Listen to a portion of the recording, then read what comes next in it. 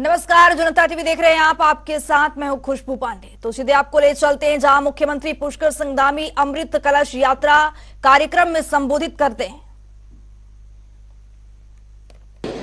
जो ये माटी कलश के रूप में हम सबके बीच में लाने वाले सभी हमारे वीर जवान, उनके सभी अधिकारीगण, उपस्थित माताएं, बहनें, सभी मेरे नौजवान साथियों और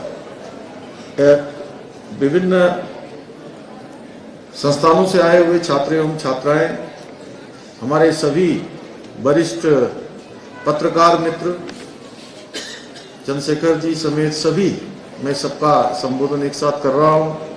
सभी छायाकार बंधुओं, electronic media, print media, social media और चौथा आजकल का डिजिटल मीडिया, मैं आप सबका भी अभिवादन करता हूं। सबसे पहले तो मैं अमृत कलश यात्रा कार्यक्रम में जो हमारे स्वतंत्रता संग्राम सेनानियों एवं मां भारती के लिए अपना सर्वोच्च बलिदान देने वाले सभी वीर सैनिकों को, उनके सभी परिजनों को अपनी ओर से सभी का मैं भावपूर्ण स्मरण करता हूं और यहां पर उपस्थित होने पर सभी हमारे वीर जवानों का और उनके परिजनों का अपनी ओर से दोनों हाथ जोड़कर, सर झुकाकर उन सबको प्रणाम भी करता हूं, नमन करता हूं। आप सबका मैं अभिनंदन करता हूं। आइए आज के इस अवसर पर हम सभी राष्ट्र के लिए अपना जीवन निछावर करने वाले सभी वीर बलिदानियों को, जिन्होंने अपनी शहादत दी है, अपने प्राणों का बलिदान किया है, उन सबका नमन करें, उन सबका स्मरण करें। भाइयों बहनों, हमारे देश के यशस्वी प्रधानमंत्री आदरणीय नरेंद्र मोदी जी के दूरदर्शी नेतृत्व में ये मेरी माटी मेरा देश अभियान के तहत उन वीरों को वंदना करने का, उन सबका स्मरण करने का हम सबको अवसर प्राप्त हुआ है, जिन्होंने देश की माटी के खातिर अपने प्राणों का बलिदान दिया है, अपने प्राणों की आहुति दी है और प्राणों की आहुति भी हंसते हंसते दी है। जिस प्रकार आज तक देश के अंदर जितने भी अभियान चले हैं, हमने आदरणीय प्रधानमंत्री मोदी जी द्वारा प्रारंभ किए गए प्रत्येक अभियान में संपूर्ण रूप से अपना सहयोग दिया है।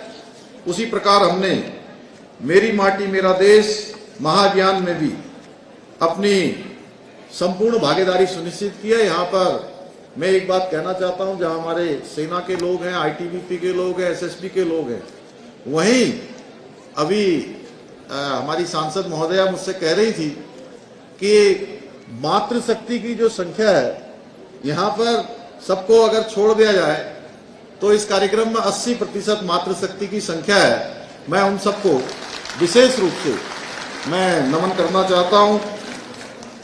आज अमृत कलश यात्रा में देवभूमि के सुदूरवर्ती क्षेत्रों से और 95 विकास खंडों, 101 नगर निकायों से तथा 192 तथा नेहरू युवा केंद्रों से 166 स्वयंसेवक और हमारे आईटीबीपी के और एसएसबी के लोग यहाँ का प्रतिनिधित्व करेंगे। यह कलश यात्रा अमर शहीदों के त्याग एवं बलिदान को हमारे मस्तिष्क में चिरस्थायी रखने के उद्देश्य से संपूर्ण देश भर के अंदर मेरी माटी मेरा देश महाअभियान के अंतर्गत चलाई जा रही है। इसके पीछे हेतु है कि जहां हम अपने उन अमर बलिदानियों का स्मरण करें, वहीं जो हमारी आने वाली पीढ़ी है, वह पीढ़ी भी एक विरासत के तहत उन सभी का स्मरण करें जिन्होंने देश के लिए अपने प्राणों का बलिदान किया है। इस यात्रा के तहत अमर शहीदों की तपोभूमि की मिट्टी को अमृत कलश यात्रा में दिल्ली में जो अमृत कलश है, उसमें दिल्ली में राष्ट्रीय शहीद स्मारक तक पहुंचाया जा रहा है। अमृत कलश यात्रा के तहत पूरे देश भर से हमारे प्रधानमंत्री आदरणीय मोदी जी के आह्वान पर 7500 कलशों में आने वाली मिट्टी और पौधों को मिलाकर राष्ट्रीय युद्ध स्मारक के पास अमृत वाटिका का निर्माण किया जाएगा, अमृत वाटिका बनाई जाएगी। मुझे पूरा विश्वास है कि आदरणीय प्रधानमंत्री मोदी जी के नेतृत्व में अमृत वाटिका उनके द्वारा दिए गए एक भारत श्रेष्ठ भारत के संकल्प को पूरी तरह से पूर्ण करने में निश्चित रूप से सहायक होगी। तो बड़ी जानकारी सामने आ रही है, बड़ा अपडेट आपके सामने। जोशीमठ वित्त मंत्री निर्मला सीतारमण का 2 दिवसीय दौरा है, ये बड़ी जानकारी से आपको अपडेट करवा रहे हैं। बद्रीनाथ वेद वेदांग संस्कृत महाविद्यालय जाएंगी वित्त मंत्री निर्मला सीतारमण। महाविद्यालय के छात्र छात्राओं के साथ यहां पर संवाद करेंगी। बीकेटीसी के अध्यक्ष ने ये जानकारी दी है। शनिवार दोपहर करीब 1 बजे पहुंचेंगी जोशीमठ, ये बड़ी जानकारी से आपको अपडेट करवाएंगे। 3:30 बजे जोशीमठ से बद्रीनाथ धाम जाएंगे वित्त मंत्री। रविवार को वित्त मंत्री बद्रीनाथ धाम के दर्शन करेंगी। दर्शन के बाद देश के प्रथम गांव माड़ा पहुंचेंगे वित्त मंत्री निर्मला सीतारमण, ये बड़ी जानकारी आपको दे रहे। जोशीमठ के 2 दिवसीय दौरे पर हैं और यहां पर बद्रीनाथ वेद वेदांग महाविद्यालय में छात्रों के साथ संवाद करती नजर आएंगी। तो वहीं बीकेटीसी के अध्यक्ष ने इन सबकी जानकारी दी है।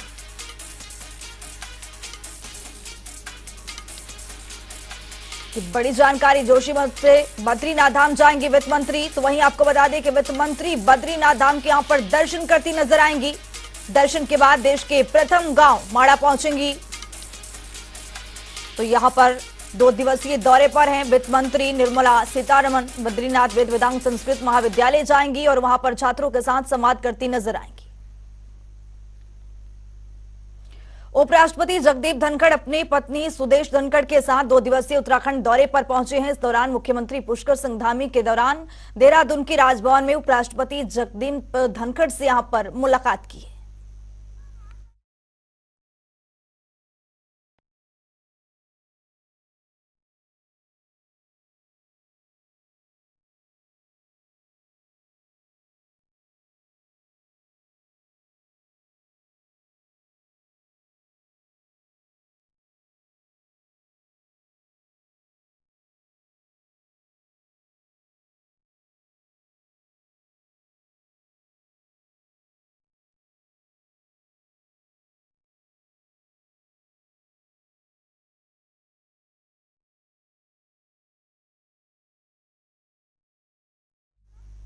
देहरादून में प्रदेश अध्यक्ष महेंद्र भट्ट ने उद्यान प्रकरण को लेकर स्पष्ट किया है और कहा है कि पार्टी न्यायालय के निर्णय का स्वागत करती है और किसी भी जांच के लिए तैयार है। भाजपा भ्रष्टाचार पर जीरो टॉलरेंस की नीति पर काम करती है।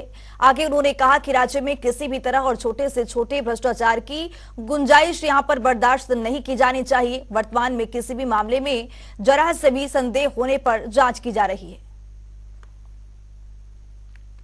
हम स्वागत करते हैं न्यायालय के निर्णय का और इस राज्य के अंदर हर प्रकार का घोटाला जो भी हो, जिस एजेंसी से चाहे सरकार जांच कराए, चाहे न्यायालय द्वारा कोई दिशा निर्देश आते हैं, उसको हम पालन करेंगे।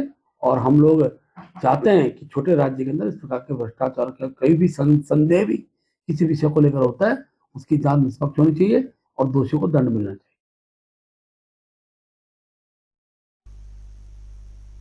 लोकसभा के चुनावी दंगल में उतरने के लिए राजनीतिक दलों ने कसरत तेज कर दी। 2024 के चुनाव के लिए कांग्रेस और बीजेपी दोनों ही अपनी तैयारियों में जुट गए। वहीं नैनीताल उधम सिंह नगर लोकसभा सम्मेलन का आयोजन काशीपुर के रामलीला मैदान में आरंभ हुआ, जिसमें कांग्रेस प्रदेश अध्यक्ष करण मेहरा समेत कई कांग्रेसी दिग्गजों के साथ ही नैनीताल लोकसभा के विधायकगण एवं पूर्व प्रत्याशीगण उपस्थित रहे। कार्यक्रम आयोजक जसपुर विधायक आदेश चौहान और महानगर कांग्रेस कमेटी जिला अध्यक्ष मुशर्रफ हुसैन ने कांग्रेस नेताओं और कार्यकर्ताओं का यहां पर जोरदार फूलमालाओं के साथ स्वागत किया। इस दौरान प्रदेश कांग्रेस अध्यक्ष करण मेहरा ने कहा कि निश्चित ही ये सम्मेलन नैनीताल उधम सिंह नगर लोकसभा क्षेत्र के साथ ही समूचे उत्तराखंड को संजीवनी प्रदान करेगा। पन्ना प्रमुख और इनके जो शक्ति केंद्र हैं उनको हम मुकाबला बेहतर ढंग से कर पाएंगे। और हमने बागेश्वर में इसको छोटे एक लेवल पर करके देखा था, उसका असर हमें दिखाई दिया है। जो ये सम्मेलन बुलाया है आदरणीय हमारे चौहान साहब ने, ये कार्यकर्ताओं को बूस्टअप की पहली डोज के रूप में मैं इसको देख रहा हूँ। आदेश चौहान जी ने कोशिश की है कि हम उधम सिंह नगर जो पार्लियामेंट्री सीट है उसके सभी प्रमुख हमारे नेतागणों को और हमारे जो अध्यक्षगण हैं उन लोगों को बुलाया जाए और आज कुछ चर्चाएं भी हो जाएंगी। मुझे लगता है कि ये पहला कदम होगा लोकसभा चुनाव की ओर। और इस बार क्योंकि जो भारत जोड़ो यात्रा राहुल जी की रही है उसके बाद हमारी उम्मीदें बढ़ी हैं। दूसरी तरफ बीजेपी के जो कारनामे हैं उत्तराखंड में कम से कम उनका हमको निश्चित ही लाभ मिलेगा। राष्ट्रीय स्तर पर भी चाहे वो किसानों के मामले रहे हैं, गवर्नमेंट फेल रही है, अंतर्राष्ट्रीय खिलाड़ियों के अपमान से लेके अग्निवीर योजना उनकी खराब रही है। हमारे यहाँ अंकिता भंडारी मर्डर केस आप सबने बहुत अच्छी प्रमुखता से दिखाया। जोशीमठ का विषय है, केदारनाथ में सोने की चोरी है। 3 केसेस लगातार ऐसे हो गए हैं जिनको हाई कोर्ट के इंटरवीन करने के बाद सरकार को सीबीआई जांच बैठानी पड़ी है। चाहे वो हरिद्वार का पार्किंग का मैटर है, चाहे वो कॉर्बेट के अंदर पेड़ों के कटान का मामला है, और अभी कल ही जो है जो हमारा हॉर्टिकल्चर डिपार्टमेंट है उससे संबंधित एक बहुत बड़ा मामला है जो उजागर कल गया। और सरकार बैकफुट पे है और कांग्रेस को निश्चित ही इसका लाभ मिलेगा। पर्वतीय क्षेत्रों में खासकर अग्निवीर योजना को लेकर बहुत नाराजी है और उसका भी निश्चित ही कांग्रेस को लाभ मिलेगा। विकासनगर में कांग्रेस के वरिष्ठ नेता आरिंद शर्मा ने प्रेस कॉन्फ्रेंस की है जिसमें उन्होंने सिलाकुई सिंधकुल क्षेत्र की एसआईटी जांच की मांग की है। इसके अलावा उन्होंने मुख्यमंत्री धामी को बधाई देते हुए कहा कि जहां एक तरफ मुख्यमंत्री प्रदेश में निवेश ला रहे हैं तो वहीं दूसरी ओर सिलाकुई सिंधकुली क्षेत्र भ्रष्टाचार के घेरे में है। आरिंद शर्मा ने कहा कि इस क्षेत्र में उद्योग नहीं लगाने की पैरवी की है जिनसे पर्यावरण को भारी नुकसान होता है। इसके अलावा भी आरिंद शर्मा ने औद्योगिक क्षेत्र में भारी अनियमितता का भी यहां पर मुद्दा उठाया। कल समाचार पत्रों के माध्यम से जानकारी मिली है कि सिडकुल में तैनात सहायक महाप्रबंधक मानव संसाधन राखी जी को सिडकुल ने कल बर्खास्त किया है। हम सरकार की इस कार्रवाई से तो संतुष्ट हैं कि आपने इनको बर्खास्त किया है। इनके पास इनके प्रमाण पत्र जो है वो फर्जी पाए गए, लेकिन ये अधिकारी 15 महीने तक सिलाकुई में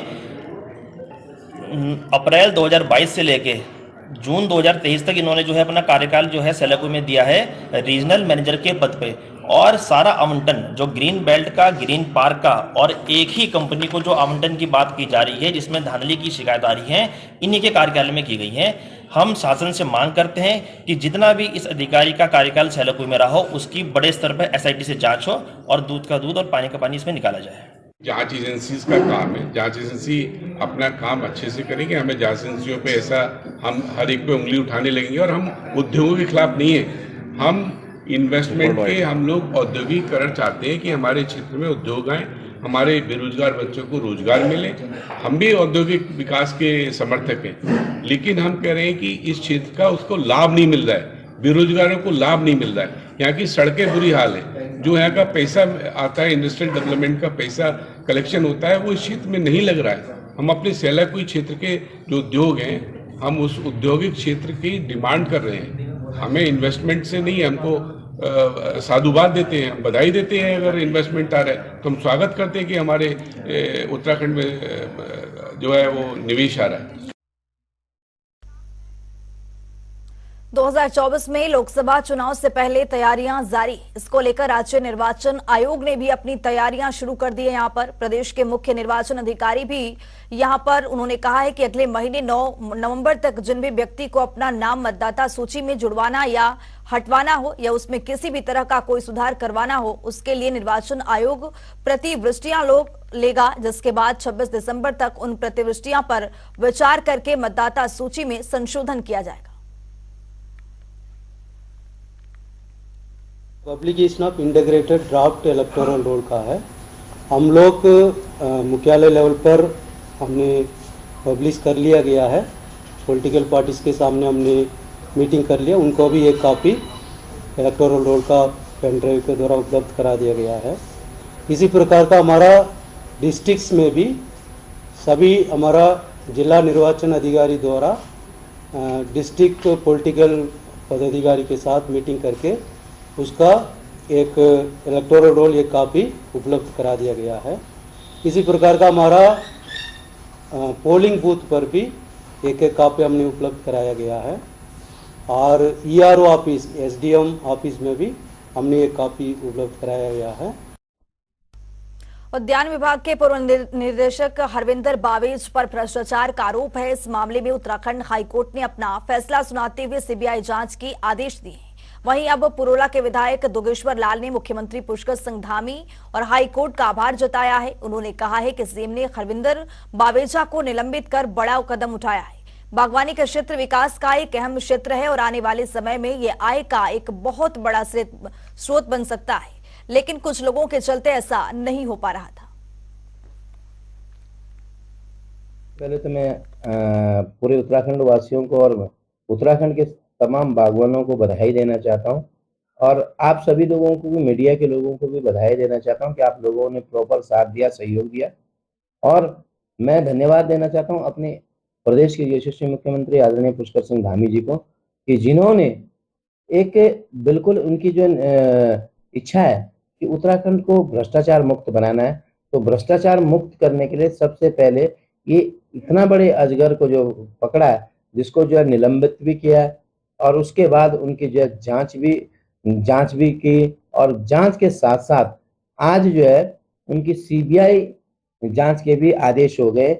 मैं माननीय न्यायालय का भी धन्यवाद करता हूं और माननीय मुख्यमंत्री जी के इस जो, क्योंकि वो पहले ही से उन्होंने कहा भ्रष्टाचारी और भ्रष्टाचार पे बिल्कुल जो है अंकुश लगाना है, तो उसके लिए कुछ ये जो भ्रष्टाचारी है जिन्होंने एक तरीके से उत्तराखंड की आर्थिकी को और जो हमारी जो हॉर्टिकल्चर जो बागवानी है उसको एक उत्तराखंड के लिए एक भविष्य में एक आर्थिक का एक प्रथम कदम होगा, लेकिन कुछ लोगों की वजह से जो इसमें संलिप्त है, तो उनकी वजह से उत्तराखंड में हमारी जो बागवानी जो उसको तहस नहस किया जा रहा था। केंद्र सरकार से, प्रदेश सरकार से जो बागवानी के लिए पैसे मिलते थे उसको अपने जेब भरते थे, अपने ठिकाने लगाते थे। तो मैं खुद ये जो भ्रष्टाचार था उसको लेकर के मेरी विधानसभा, पुरोला विधानसभा के जो जरमोला में एक नर्सरी थी, उसके आए दिन मुझे कंप्लेंट मिलती थी क्षेत्र के प्रतिनिधियों द्वारा। वहाँ के जो बागवान है, जो क्योंकि मेरे जो विधानसभा विकासखंड मोरी में जो बागवान है वो आज के डेट में हिमाचल प्रदेश को कंपेयर करते हैं, लेकिन वहाँ पे अच्छी वैरायटीज न होने की वजह से, जैसे आप देखोगे जो हॉर्टिकल्चर डायरेक्टर था उनकी पर्सनल सांठ-गांठ की वजह से। आजादी के अमृत महोत्सव मेरी माटी मेरा देश कार्यक्रम के तहत हर ग्राम पंचायतों से एकत्रित किए गए मिट्टी कलश को राज्य स्तरीय कार्यक्रम के लिए देहरादून रवाना किया गया है। इस दौरान गंगोत्री विधायक सुरेश चौहान, जिलाधिकारी अभिषेक रूहेला, मुख्य विकास अधिकारी गौरव कुमार और प्रमुख भटवाड़ी विनीत रावत यहां पर मौजूद रहे हैं। इस मौके पर क्षेत्रीय विधायक सुरेश चौहान ने कहा कि सरकार राष्ट्रीय व्यापी कार्यक्रम आजादी का अमृत महोत्सव के तहत प्रत्येक ग्राम पंचायतों से मिट्टी एकत्रित कर राष्ट्रीय स्तर पर दिल्ली में वाटिका बनाई जाएगी। साथ ही कहा कि सरकार शहीदों के सम्मान के लिए कार्य कर रही है।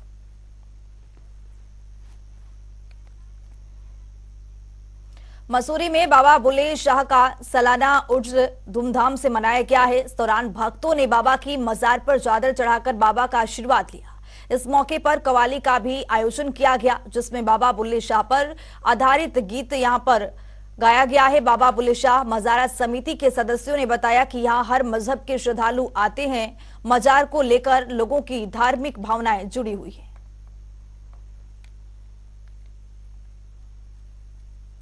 वाली बाबा बुल्ले शाह की मजार पर मनाया जा रहा है। सभी धर्मों की बड़ी आस्था है बाबा बुल्ले शाह पर।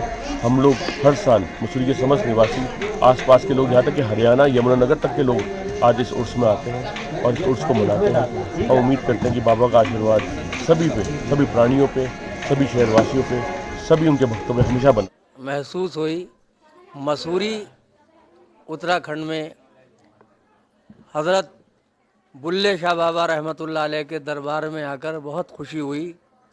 हम देख रहे हैं कि यहाँ पर जहाँ मुसलमान लोग अक़ीदत व मोहब्बत के साथ आए हुए हैं, वहीं पर हमारे हिंदू भाई भी कंधे से कंधा लगाए बैठे हुए हैं और इन दरबारों में मोहब्बत, प्रेम का पैगाम जारी व सारी है।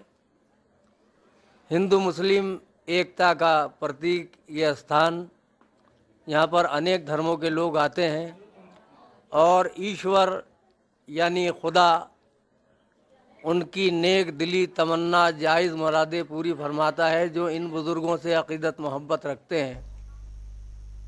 इस बुलेटिन में मेरे साथ इतना ही। नमस्कार।